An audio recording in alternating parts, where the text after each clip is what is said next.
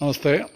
കോഴിക്കോട് ചാത്തമംഗലം പഞ്ചായത്തിലെ പ്രശസ്തമായ പാർത്ഥസാരഥി ഭാവത്തിലുള്ള ശ്രീകൃഷ്ണ ക്ഷേത്രത്തിലെ കുളത്തിലെ കൽപ്പടവിലാണ് ഇപ്പോൾ ഞാൻ നിൽക്കുന്നത്.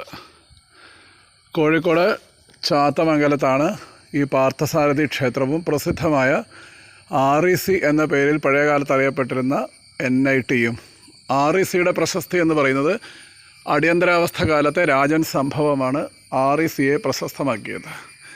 ഇതിന് തൊട്ടടുത്ത് തന്നെയാണ് ഈ ശ്രീകൃഷ്ണ ക്ഷേത്രം. ഭക്തി, ജ്ഞാന, കർമ്മ, യോഗ മാർഗങ്ങൾ പോലെ ഈ ക്ഷേത്രത്തിൽ എത്തിച്ചേരാൻ 4 വഴികളുണ്ട് എന്നുള്ളതും വളരെ രസകരമായ വസ്തുതയാണ്. പറയിപെറ്റ വന്തിരുകുലത്തിലെ നാരായണ ആചാര്യർ എന്നറിയപ്പെടുന്ന നാരായണത്ത് ഭ്രാന്തനാണ് ഈ ക്ഷേത്രത്തിലെ വിഗ്രഹം പ്രതിഷ്ഠിച്ചത് എന്നാണ് ഐതിഹ്യം. എന്തായാലും അർജുനൻ്റെ അഹങ്കാരത്തെ ഇല്ലാതാക്കിയ പാർത്ഥസാരഥി ഭാവത്തിലുള്ള ശ്രീകൃഷ്ണ ഭഗവാനാണ് ഈ ക്ഷേത്രത്തിലെ മുഖ്യ പ്രതിഷ്ഠ.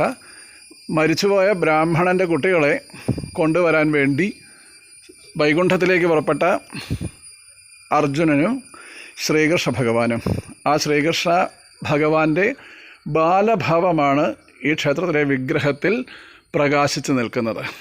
കുട്ടികളെ നമ്മൾ സമീപിക്കുമ്പോൾ നമ്മളും ഒരു കുട്ടിയായിത്തീരും എന്നതുപോലെ അവിടെ ശ്രീകൃഷ്ണ ഭഗവാനും ഒരു കൊച്ചുകുട്ടിയുടെ ഭാവത്തിലാണ് പാർത്ഥസാരഥിയായി പ്രകാശിച്ചു നിൽക്കുന്നത്. എല്ലാവർക്കും നമസ്കാരം. ഓം നമോ ഭഗവതേ വാസുദേവായ.